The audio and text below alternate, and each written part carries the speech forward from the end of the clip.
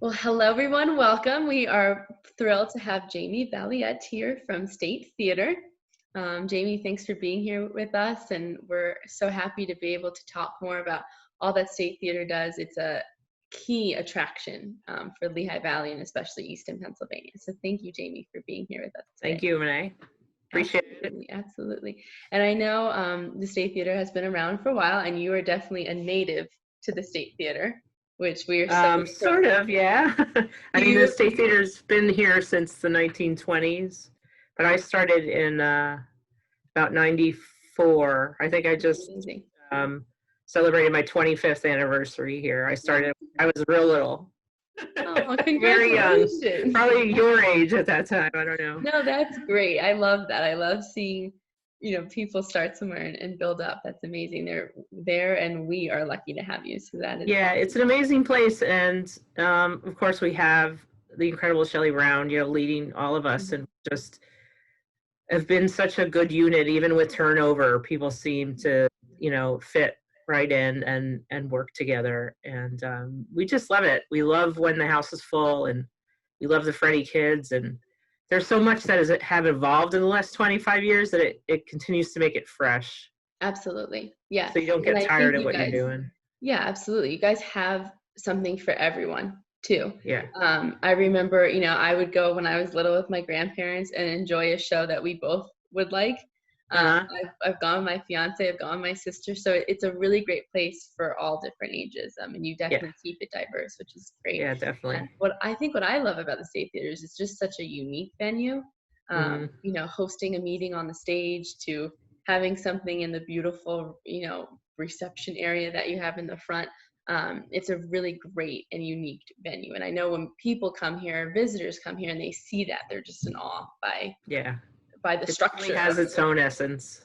Absolutely. And I feel like from outside it looks so small. So when you walk in, you're kind of like, where am I? Yeah, where does it end? Right. Yeah, absolutely. Well, great. Well, again, thank you for being here. I'd love you to tell us a little bit more about what you do at your job versus maybe what people actually think you do at your job. Yeah, usually when I say marketing, they think that I sell tickets. Which, in a way, I do sell tickets, but I don't physically sell tickets. That's what the box office is for. Sure. On the marketing end. And really what I do on the marketing end is come up with ad plans and strategies in order to get the shows out in front of people. We help sell memberships with the development department. We're basically tasked with making all the materials. I have an art designer with me, and I have an assistant with me who helps me with social and some other press stuff. So obviously press is involved.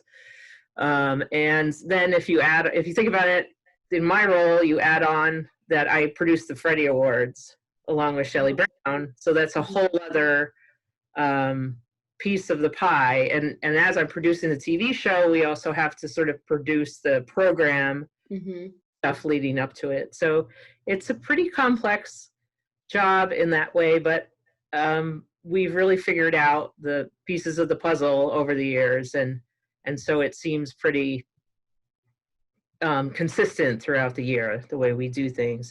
And this year it was tough. It was when we had to, go home. It was tough when we lost the Freddies, but we were determined to do something for the kids. So we actually pulled together in 3 weeks the special that was on WFMZ, the 3-hour special. Which was great. So we were happy to be able to do that. Awesome. And now I'm a native to Lehigh Valley, so I am familiar with Freddie Awards. But for those that aren't, can you tell us a little bit more about what the Freddie Awards are? Sure. The Freddie started in 2003. Shelley brought the idea back to us from a meeting she was at where they were talking about celebrating high school musical in their theater. So there are other programs. We weren't the first program. And her one thing was that we have to get it live on TV, because if it's just a list of thing in the paper the next day and everybody knows who won, it's not, you needed that sort of excitement to really separate it from what a lot of the the other venues were doing. And actually we were the first, and I think we're still the first, who does a live 3-hour TV show. Mm-hmm. And the only reason that which is amazing. The first year was really hard to convince WFMZ, but we have to give so much credit to Barry Fisher, who from the beginning was like, yeah, we have to do this, and really just stepped up and, you know, and said, you know, we're at your service for this TV show. And now going into its, I think, 19th year next year. This past year was the only year we really missed it, although we produced that special. So we also have a documentary about us called Most Valuable Players. It was shot in 2008. Oh, and it's a part of one of Oprah Winfrey's film club series in 2010. Oh, cool. And you actually can, it's sometimes on Netflix, Amazon. It's usually streaming somewhere. And also you could buy the DVD. So awesome. It's an exciting year for us. But yeah, we did, the Freddies are very important to us. I think it's where everyone's heart is. That's why it was so hard this year to get through that, because anybody can produce, anybody can present a show. Anybody can present a tour, a concert, but not everybody has the Freddies. Absolutely. You know? No, we thank you and commend you for bringing that to Lehigh Valley, because I think it's such a, like I said, if you're a native here, you know the Freddies and you love the Freddies, and like you said, your heart's there. And if you're not, you're so intrigued by the Freddies and what they are. So it's usually the question I get when they find out I'm at the State Theater. Yeah, absolutely. With the Freddie Awards. Absolutely. Well, I know you have a lot of, you know, people coming in and out and touring Lehigh Valley, and, you know, different performers as well. But when you have someone visit here, or you know somebody's coming to visit here, where is a place that you absolutely have to take them or recommend that they go? Well, they need to come here. Yeah, absolutely, right? Even if there's not a show, they're going to get a tour for sure. And Easton is a real funky town too, so it's a great little combination to do other things. The place we tend to take people is the steel stacks outside.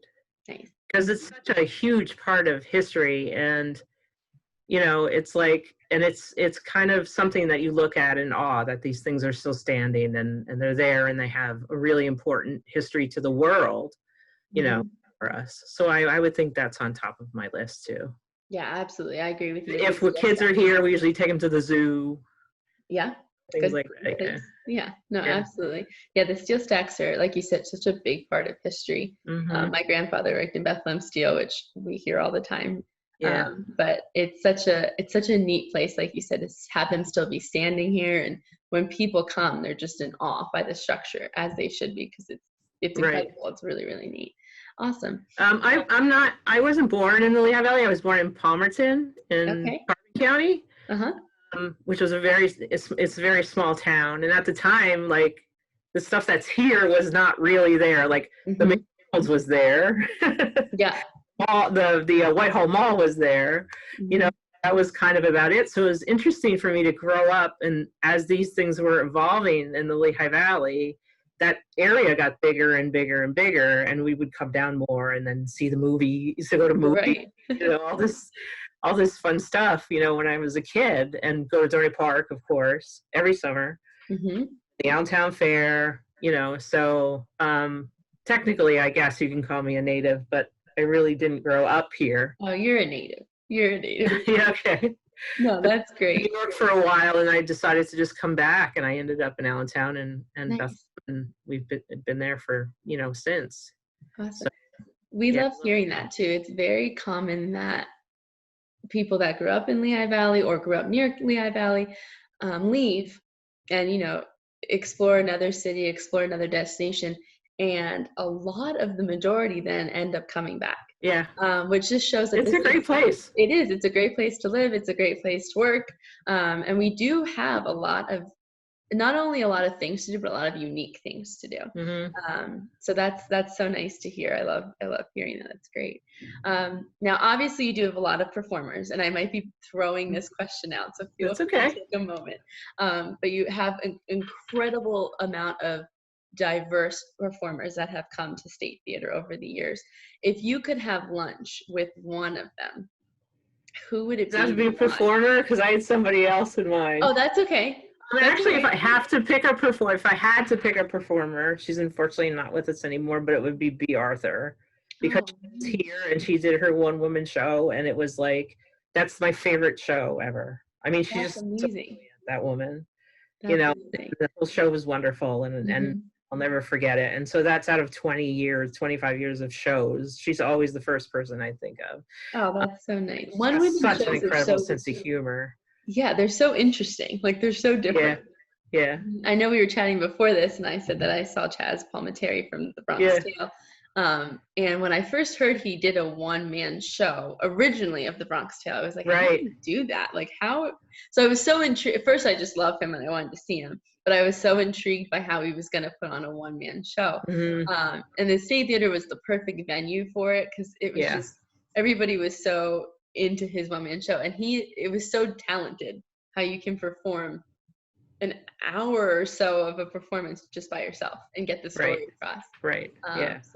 Okay, so that's a performer. Was there somebody else you had in mind for them? Oh yes, my gal Ruth Bader Ginsburg would be nice. Unbelievable to just talk to and pick her mind, and she just is such a force in, I think, the women's movement that was, but it was also brought to light again when the new women's movement started, 2000, and all of a sudden she became this icon. And I have a 16-year-old daughter who's absolutely in love with her and her, views and stuff like that, and it's been a real inspiration. And now you see, like, little kids dressed as Ruth Bader Ginsburg at a Halloween. You know what I mean? It's really neat. Yeah. She's actually become this real incredible icon, and someone that little girls can look up to and say, look, I can do this too. I can end up at the Supreme Court. Yeah. Why not? So I would love to talk to her. Yeah, no, absolutely. I love that. It's great. All right. Well, I know we're coming close to time here, but one last question. Too fast. I know. We're moving. We're doing good. I think we need a bell. Yeah. So if there's the best advice you could ever say that you've received, what would it be, and who was it from? Actually, wasn't from anyone famous at all. It was a friend of mine in college. I went home to have dinner with their parents, and it was around the early 90s. I think we were at war with the Middle East and things like that, and there were a lot of guys in college who were afraid that they were going to get drafted and all that. We were talking about it at the table, and her mother said to me, there's more good people in the world than bad. Oh, I love that. It has resonated with me my entire life. And when I think about bad times, 9/11 and COVID and what's going on, and, the polarization politically, people and getting mad at each other. In reality, most of those people are actually good people inside. Yeah. You know what I mean? I try to always tell myself to remember that. Absolutely. And it translates to the job. Like, people sometimes get upset about things, and they call and maybe they're yelling, but in the end, they're probably a good person. Absolutely. They just have a rough day. You know what I mean? Yeah. No, I love that. I try to work on that, the forgiveness of it, and just seeing the best in somebody. There's always something. No, I love that. And I mean, you and I both are in hospitality and working with people all the time. I love people, and I always say that. And some people are like, you what? And I'm like, I do. There is a lot of good in people. And I think sometimes we get caught up in the chaos of the world, or just our schedule. I mean, all this, like, it's already 3:00 on a Thursday. So sometimes it's hard to, you're busy, or you're moving quickly at a fast pace. And you forget to sometimes just sit down and realize all the good that's around. You know what example, if I could give, and I know we're running out of time. No, sure. the end of, the news is always bad. Mm-hmm. I mean, you start with bad news because it like gets people in, and it doesn't make you feel good. Mm-hmm. End of every ABC World News cast, they have a really good, warm-hearted story. Mm-hmm. That's how they leave you. You know what I mean? I And love that. Yeah. it should be more great stories, basically, but that's not how the world works. But Yeah. at least that makes you feel like, positive about Yeah. the world. Absolutely, absolutely.